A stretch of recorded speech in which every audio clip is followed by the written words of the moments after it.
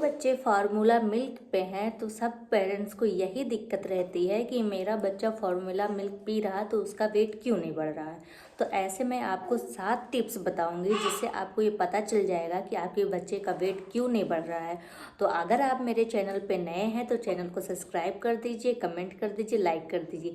तो चलिए बढ़ते हैं नेक्स्ट स्टेप पे। अगर बच्चे का वेट गेन नहीं हो रहा है तो कुछ स्टेप होते हैं जो स्टेप आप जानकर ये जान जाएंगे कि आखिर बच्चे का वजन क्यों नहीं बढ़ रहा है। तो पहला स्टेप आपका ये है। सबसे पहले आप ये पता करिए कि बेबी का वेट बराबर है कि नहीं। इसके लिए बेबी चार्ट आता है तो कहीं से भी आप डाउनलोड करके आप अपने बेबी के एज के अकॉर्डिंग आप चार्ट मेजर कर सकते हैं।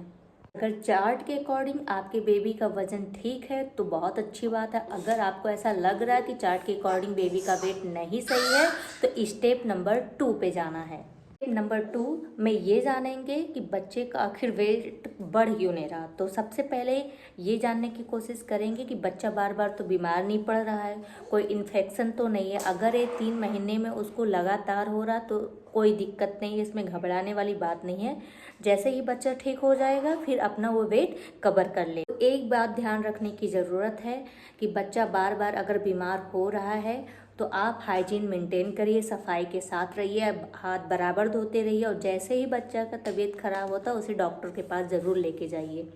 तीसरा स्टेप है प्री टर्म बेबी, जो बच्चे समय से पहले पैदा हो जाते हैं। अगर उनका चार्ट में हम वेट मेजर करते हैं तो जो बच्चा 6 मंथ का होता है उससे 2 मंथ हम घटा के करेंगे, क्योंकि बच्चा 9 महीने में पैदा होने वाला था वो 7 महीने में हो गया। तो उस हिसाब से चार्ट में हम 2 महीना घटा के ही वेट गेन का हिसाब जोड़ेंगे। अगर ऐसा करने पे बेबी का वेट सही आ रहा है, एग्जाम्पल के हिसाब से जैसे बच्चा 9 महीने में होना था तो हो गया वो 7 महीने में, तो 7 महीने में होगा तो आपको उसमें 2 महीने घटाने पड़ेंगे जिससे बेबी का वेट सही लेवल पे ही आएगा। स्टेप नंबर 4 जिसमें है फार्मूला मिल्क न्यूट्रिशन।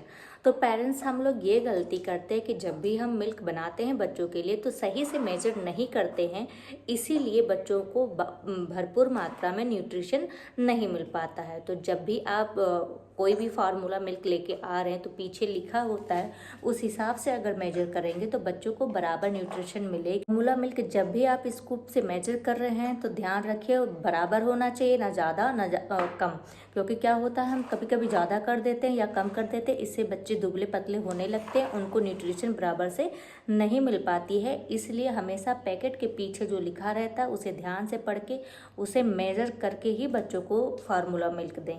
अब स्टेप नंबर चलते हैं आगे। 0 to 6 मंथ बेबी के लिए सबसे बेस्ट फार्मूला होता है 150 ml पर kg पर डे। मतलब कि बच्चे का जितना वजन है उससे 150 का मल्टीप्लाई करके आप दिन भर में पिला सकते हैं। स्टेप नंबर 6 में हमको ये जानना बच्चा भूखा रहना और उसको हमको ना पहचानना। बच्चे इशारा भी करते हैं जो हम लोग नहीं जान पाते हैं और यही हमको पहचानना होता है।